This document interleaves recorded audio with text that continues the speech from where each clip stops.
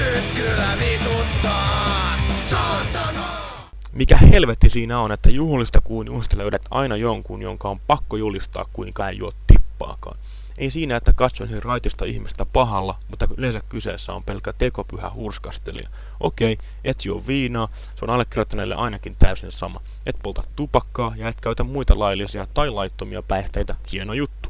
Mutta eikö sitä voi vain jättää siihen? Miksi on pakko lähteä luokittelemaan itseään johonkin ryhmään?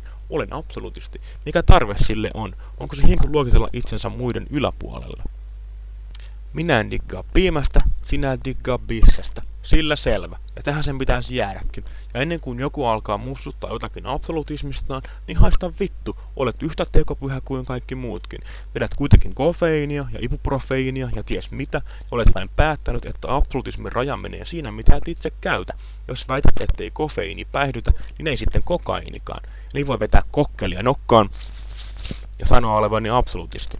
Ja jos sen rajan voi jokainen määritellä itse, niin minä olen varmaan myös absolutisti, kun en vedä suputeksia ja piriä. Eli mitä jos käytettäisiin kaikki vaan niitä tuotteita ja aineita, mitä haluamme, jätämme käyttämättä niitä, mitä emme halua?